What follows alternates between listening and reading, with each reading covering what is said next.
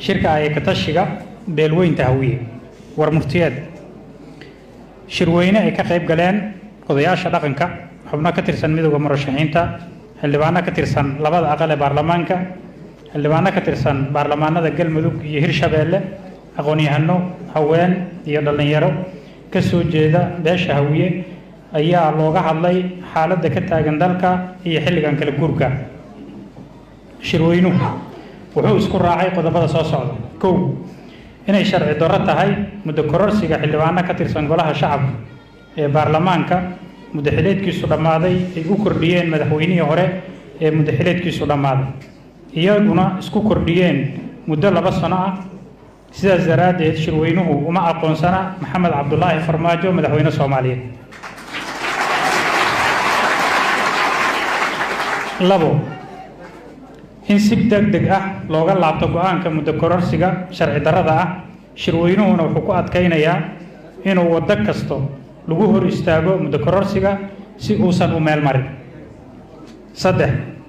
in badbaadada dalka ay ku jirto qabashada doorasho heshiis lagu yahay taasoo saldhig ugu yahay heshiiskii 17 Sebtembar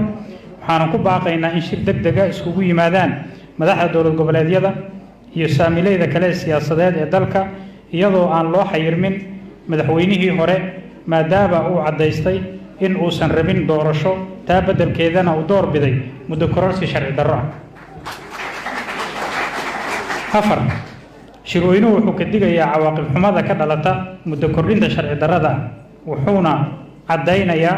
in mas'uuliyadda ay qaadayaan madaxweynihii muddo xileedkiisu dhammaaday iyo guddoonka golaha shacabka shan waxaan mar kale ugu baaqaynaa taliyaasha ciidamada qalabka sida in ay ciidanka ka saaraan loolanka siyaasadeed iyadoo si gaar ah loogu digayo taliyaha ciidanka lugta taliyaha nabad sugidda iyo taliyaha booliska oo si gaar ah ugu howlan fulinta ajandaha muddo kordhinta lix shirweynuhu wuxuu cabaaraynayaa mowqifka qaar ka mid ah dowlad goboleedyada ay ku taageereen muddo kororsiga farmaajo shirweynuhu wuxuu cadaynayaa inaysan shacabka Soomaaliyeed ku metelin go'aankaas waxaana laga dalbanayaa inay si degdeg ah uga laabtaan go'aankan horseedi kara xasilooni darro ku timaada guud ahaan Soomaaliya gaar ahaan deegaanada beeshu degto haddii kale waxaa loo aqoonsanayaa inay mas'uuliyadda burburka qayb ka yihiin iyagu toddoba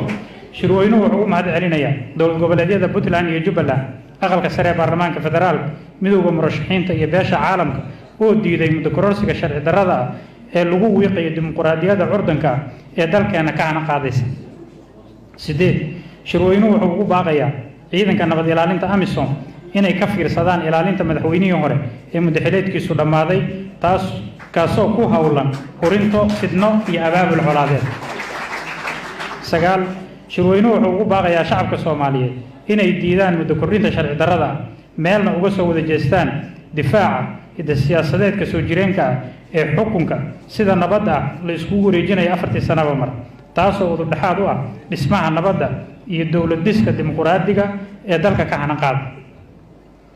toban shirweynuhu wuxuu uga mahadcelinayaa beesha caalamka dadaalada joogtada ah ay ku garab taagan yihiin shacabka Soomaaliyeed